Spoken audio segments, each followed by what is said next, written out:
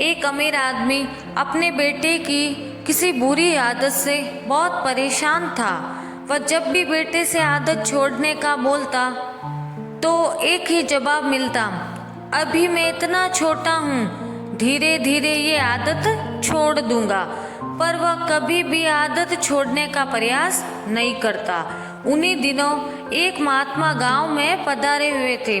जब आदमी को उनकी ख्याति के बारे में पता चला तो वह तुरंत उनके पास पहुंचा और अपनी समस्या बताने लगा। महात्मा जी ने उसकी बात सुनी और कहा, ठीक है, आप अपने बेटे को कल सुबह बागीचे में लेकर आइए, वही मैं आपको उपाय बताऊंगा।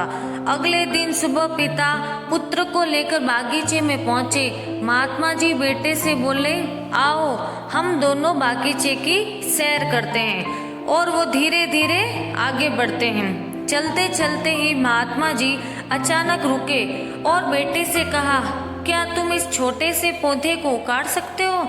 बेटे ने कहा, जी हाँ, इसमें कौन सी बड़ी बात है। और ऐसा कहते हुए उसने आसानी से पौधे को उखाड़ दिया। फिर वे आगे बढ़ गए और थोड़ी देर बाद महात्मा जी ने थोड़े बड़े पौधे की तरफ इशारा करते हुए कहा, क्या तुम इसे भी उखाड़ सकते हो? बेटों को तो मानो यह सब करने में कितना मजा आ रहा हो।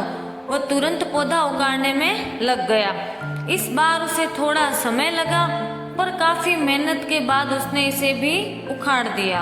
वे फिर आगे बढ़ गए और कुछ देर बाद पुनः महात्मा जी ने एक गुड़हल के पेड़ की तरफ इशारा करते हुए बेटे से इसे उखाड़ने के लिए कहा। बेटे ने पेड़ का तना पकड़ा और उसे जोर जोर से खींचने लगा, पर पेड़ तो हिलने का नाम ही नहीं ले रहा था। जब बहुत प्रयास करने के बाद भी पेड़ टस से मस नहीं हुआ तो बेटा बोला, अरे ये तो बहुत मजबूत है, इसे उखाड़ना असंभव है। महात्मा जी ने उसे प्यार से समझाते हुए कहा, बेटा, ठीक ऐसा ही बुरी आदतों के साथ होता है। जब वे नई होती है तो उन्हें छोड़ना आसान होता है, पर वे जैसे जैसे पुरानी होती जाती है इन्हें छोड़ना मुश्किल होता जाता है। बेटा उनकी बात समझ गया और उसने मन ही मन आज से ही बुरी आदत छोड़ने का निश्चय किया। ऐसी ही और कहानियाँ सुनने के लिए हमसे जुड़े रहिए और हमारे चैनल को सब्सक्राइब कीजिए। धन्यवाद।